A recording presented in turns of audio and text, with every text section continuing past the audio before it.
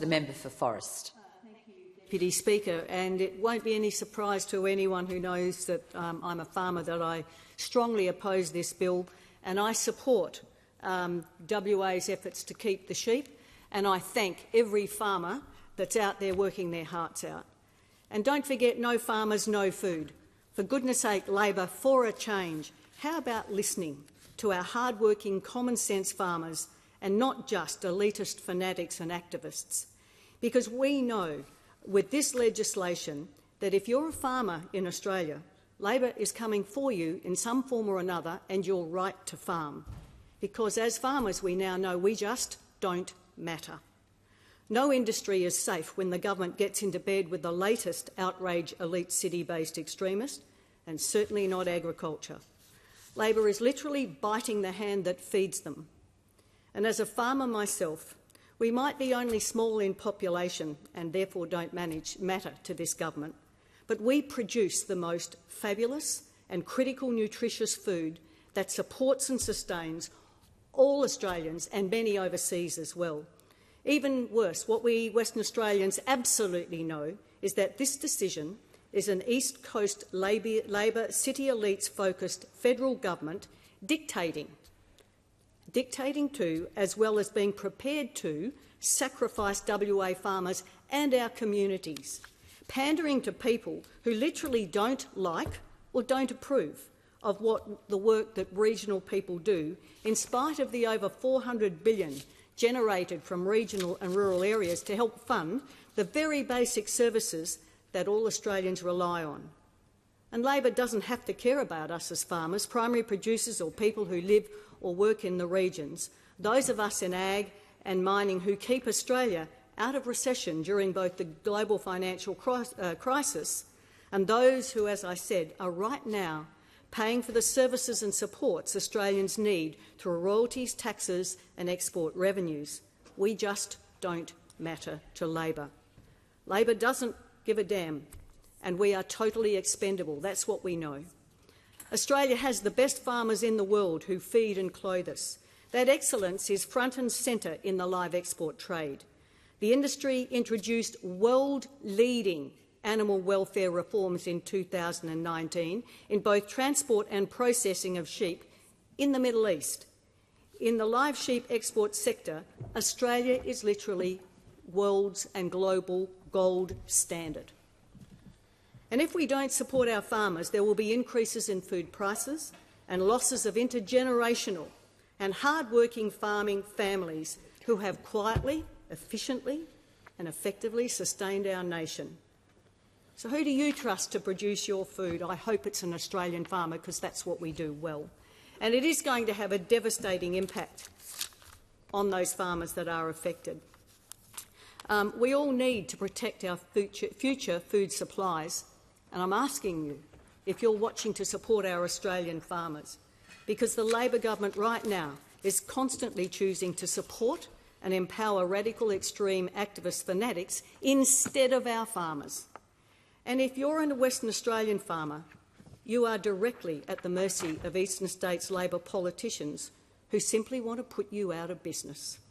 None of us feel safe, no matter what we're farming. You know, this is a shot across the bows for all of us as farmers.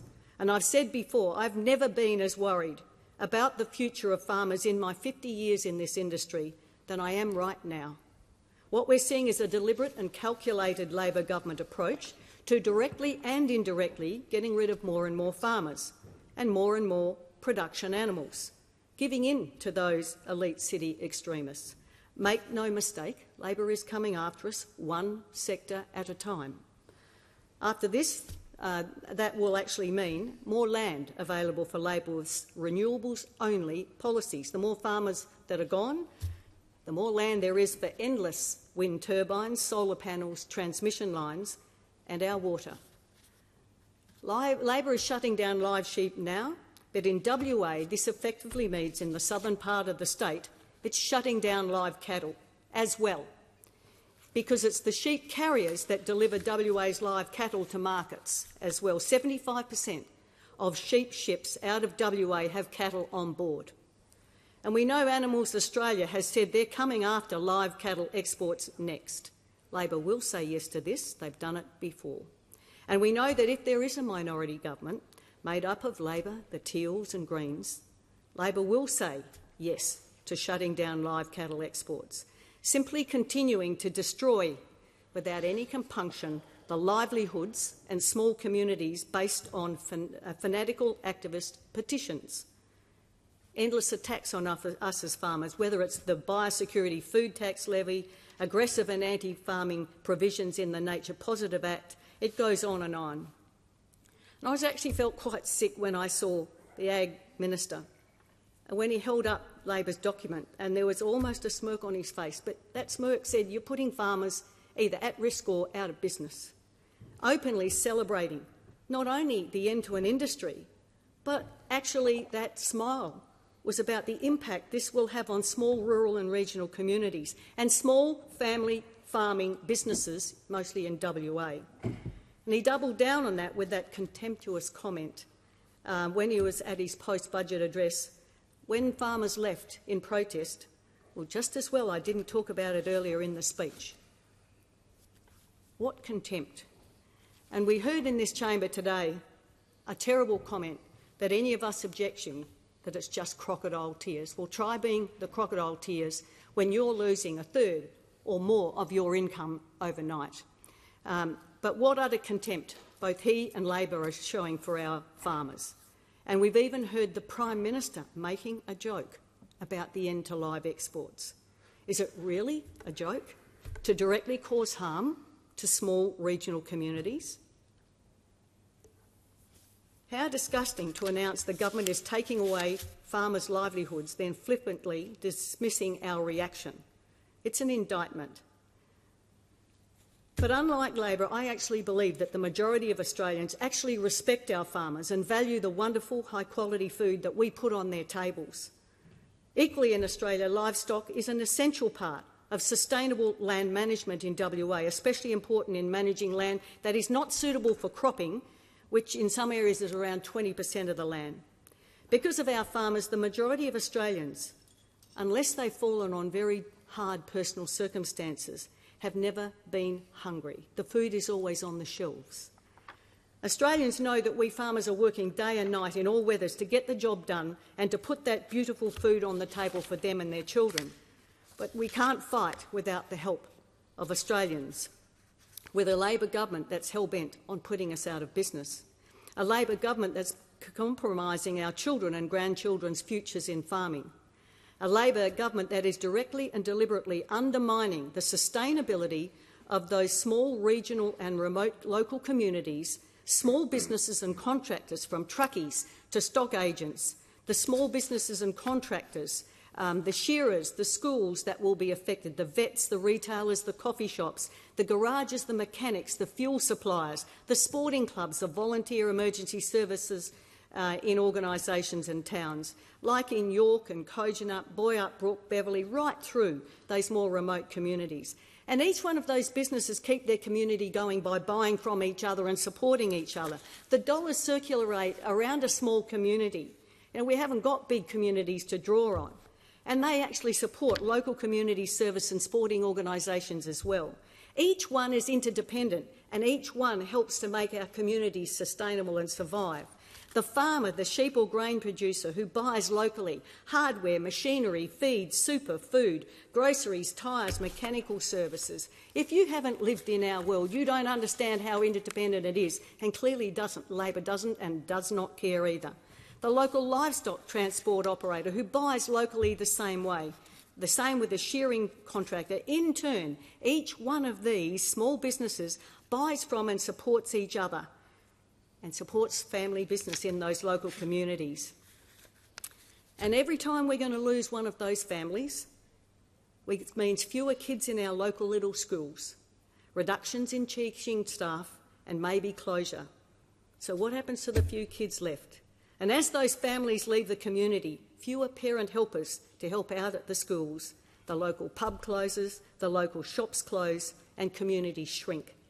It is that brutal, but that's how it works. You take away a major income out of a small community. That is the result. And for those of us who live and work in regional and remote Australia, we know it firsthand. And as my colleague, the member for Durack, said recently, the consequences of this legislation are not merely political, they are deeply, deeply personal and devastating to the livelihoods of hard-working Australians who rely on this industry. And please don't underestimate the industry. It underpins our farming systems and creates thousands of jobs from the paddock to small local communities and the broader WA economy. But why on earth would Labor think it's a great idea to make these small regional communities less self-sustaining, less viable and less cohesive, or simply disappear altogether? Death by 1,000 cuts, that's how it works. It's gradual and it happens. The ban won't create demand for chilled or boxed meat. It will simply push the live trade to countries with far lower, if any, animal welfare standards, because this is the product the market needs. And as I said, the industry introduced world-leading animal welfare standards in both transport and processing, world-leading. And I just want to read, I received a letter from Kurt and Kristen, who made it pretty simple for me. Our enterprise relies on our ability to be able to manage the highs and lows in the markets and the weather. Australia is a harsh climate, and the reason sheep have thrived in this state is because they are resilient. And in WA, these two farm in Quarter in WA. WA farmers are so professional and know how to manage them no matter what is thrown at them.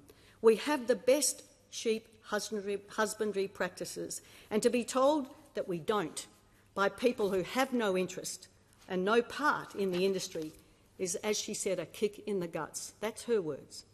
If the facts were presented and the powers that be wanted to listen, they would realise that we are world leaders in sheep husbandry, production and export, and removing this vital option for selling sheep will only result in the most terrible outcomes for the stock and regional WA. The first thing being that countries with much worse animal welfare outcomes will come in and sell sheep where we have been, and it is a case if we're not involved. Instead of setting the standard for sheep production and export and making the world step up to where we are by leading the way.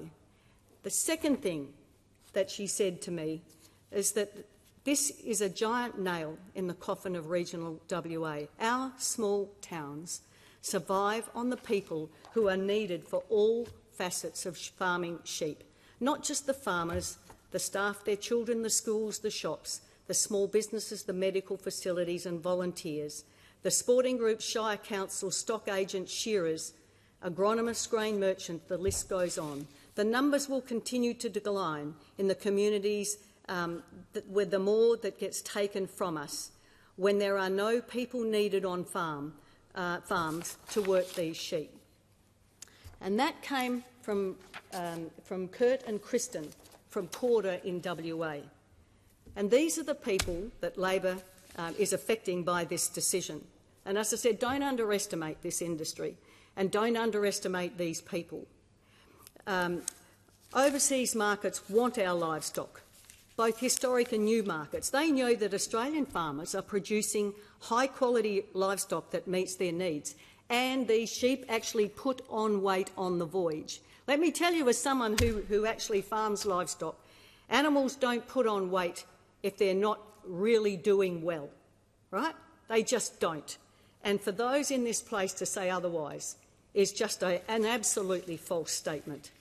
The industry continues to deliver quality sheep and cattle, partly due to historic breeding improvements and the quality of our stock, but along with the highest live export animal welfare standards in the world. That should say it all. But can I just say to any farmers that are watching, I met a lot of you when I was at Wage and Woolarama, and I was very worried about the fact that what this is doing to you personally. And I said to you, if you need mental health support because you're not doing well because of what Labor is doing to you, can you please get the help you need? You don't have to be alone in this space, and I know the trauma that this is bringing to you, because some of you were very, very personally direct with me about this. Please get the help you need in spite of what Labor is putting you through. Thank you, Deputy Speaker.